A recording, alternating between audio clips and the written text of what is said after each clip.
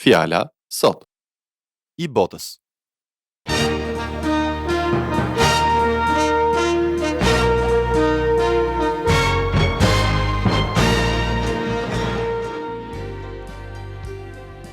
Përshëndetje dhe mirë se vini në këtë seri programesh nga pastorët Paul dhe Doug Schroeder, nga shërbesa Fjala sot. Dhe fjala për sot është i botës. Në fjalorin e krishterë, fjala i botës, e botës apo nga bota, ka një kuptim që është shumë ndryshe nga ai i fjalorëve të zakonshëm. Bibla bën një ndarje shumë të qartë midis gjërave të botës dhe gjërave të Perëndisë, dhe në të gjitha rastet, këto të dyja nuk kanë pothuajse asnjë pikë të përbashkët. Na ndiqni në programin tonë të sotëm për të mësuar më shumë për këtë ndryshim dhe për të mësuar se si të rendni pas gjërave të mrekullueshme që Perëndia ka planifikuar për ju. Kjo padyshim kërkon një shkëputje nga bota, gjë që ju ruan nga kurthet e rrezikshme të ligut.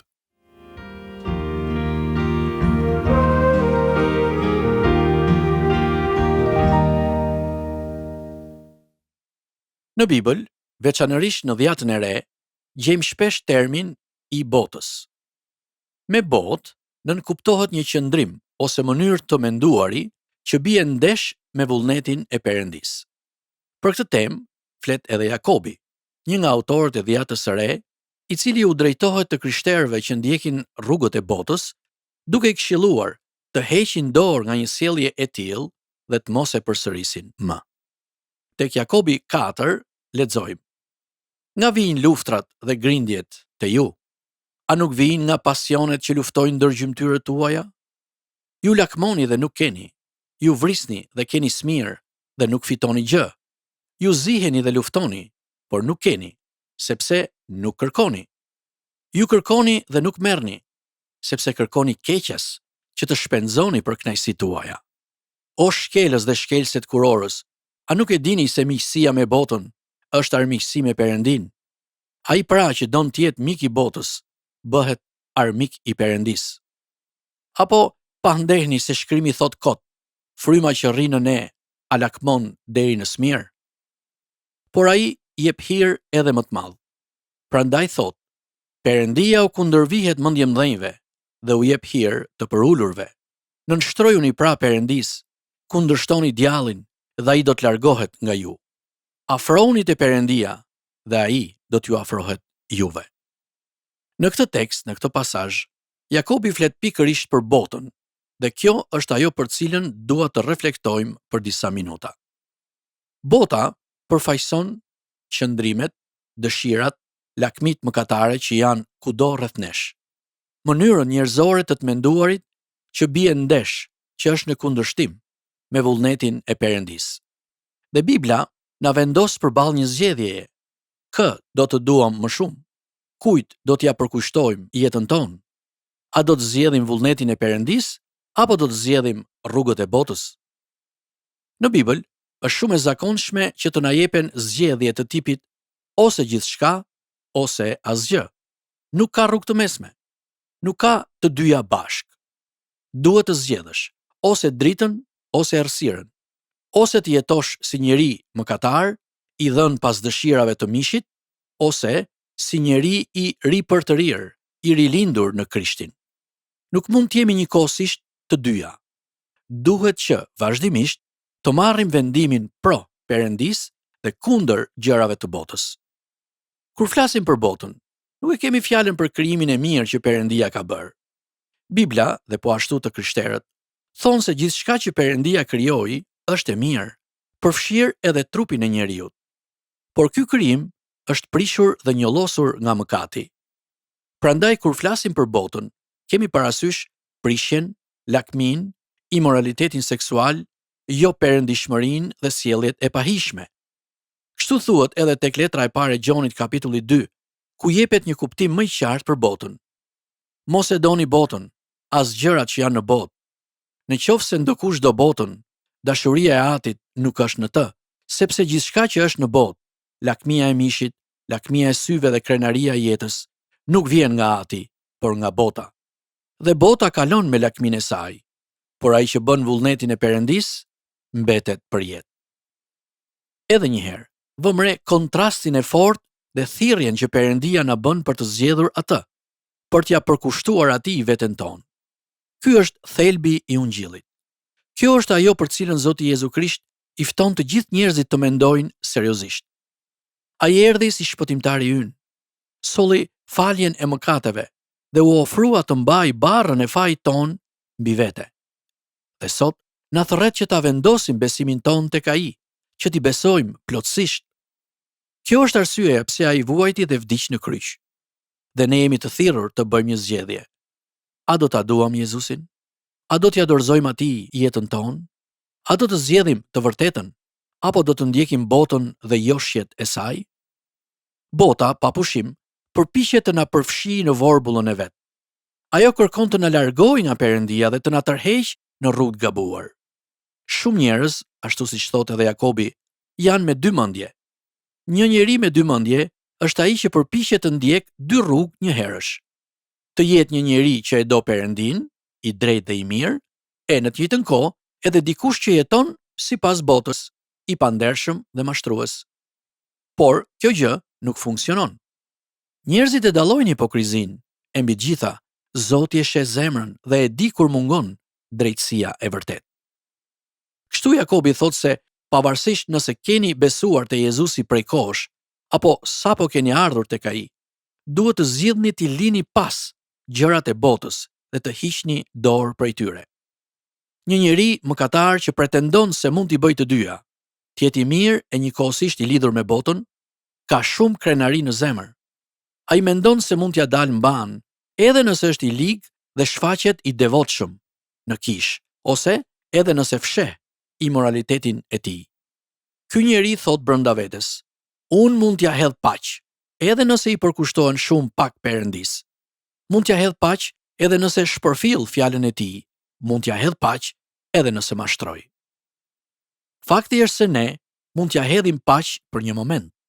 Përkohësisht mund ta kalojmë lehtë, por kjo nuk do të zgjas për gjithmonë. Nuk mund t'i hedhim hi syve askujt për një kohë të gjatë. Ashtu si Jezusi thot për frytet e pemës, një njeri i mirë nxjerr prej vetes të mirën që ka brenda, ndërsa një njeri i keq nxjerr të keqen që ka brenda. Në fund, patjetër, që këto gjëra bëhen të dukshme. Pikërisht për këtë arsye duhet të pendohemi për mëkatet tona. Prandaj Jakobi na kujton se nëse jemi miq me botën, e kemi bërë veten armiq të Perëndis.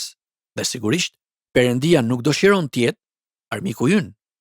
Perëndia na ka dhënë shpëtimtarin, Jezu Krishtin, dhe ai dëshiron që ne të kuptojmë se do të jetë një bekim për ne nëse zgjedhim të jemi miq të Perëndis.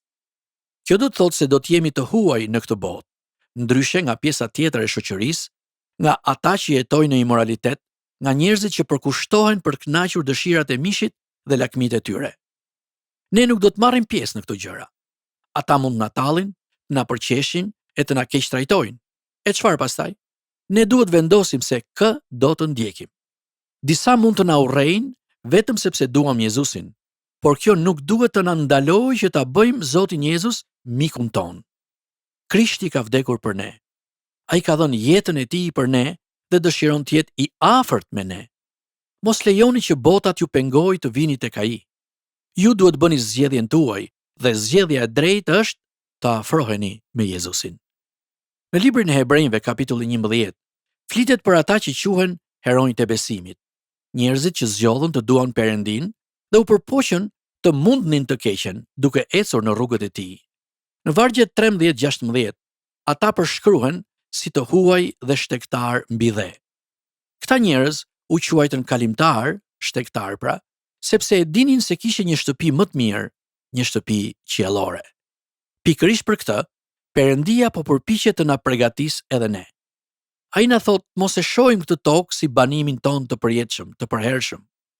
Ai na paralajmëron të mos bijem në kurthin e mëkatit, në të cilin ranë shumë nga krijesat e lashta që sot gjenden si fosile në puse zifti. Pikërisht kështu është edhe mëkati. Ai është si një pus zifti që të kap dhe të tërheq poshtë drejt shkatrimit. Ne duhet i rezistojmë kësaj dhe pendesa e përditshme duhet jetë pjesë e mënyrës sonë të jetesës, duke e praktikuar vazhdimisht. Ne duhet pranojmë mëkatin dhe të pranojmë se kemi nevojë për faljen e Jezusit. Çdo ditë ne duhet të bëjmë një zgjedhje. Si fëmijë, a do të zgjedhim të bindemi prindërve tanë? Si të rritur, a do të zgjedhim të jetojmë sipas parimeve të besimit, apo do t'i dorëzohemi pasioneve të botës?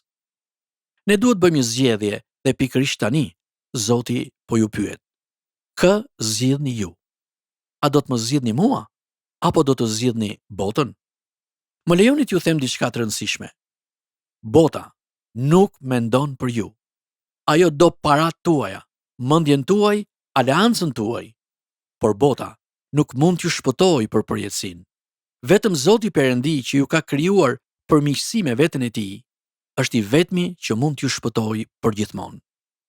Kjo është arsyeja pse tek vargu 5 i kapitullit 4 të Jakobit thuhet: Apo pa ndehni se shkrimi thot kot, fryma që rri në ne a lakmon deri në smir? Perëndia ju krijoi që të keni një marrëdhënie me të. Ai ju bëri krijesat e Tij që ta doni atë dhe të jetoni për të, pra të jeni të afërt me të. Kjo është dëshira e Perëndisë për secilin prej nesh. Nuk ka asnjë problem të jesh ndryshe. Nuk ka problem të mos i duash gjërat e botës dhe mëkatin. Perëndia dëshiron që ju të jeni të afërt me të. Kërkojini Krishtit të jetë miku juaj, shpëtimtari juaj, dhe ai gjithmonë do të jetë pranë jush. Ai gjithmonë do të jetë miku juaj.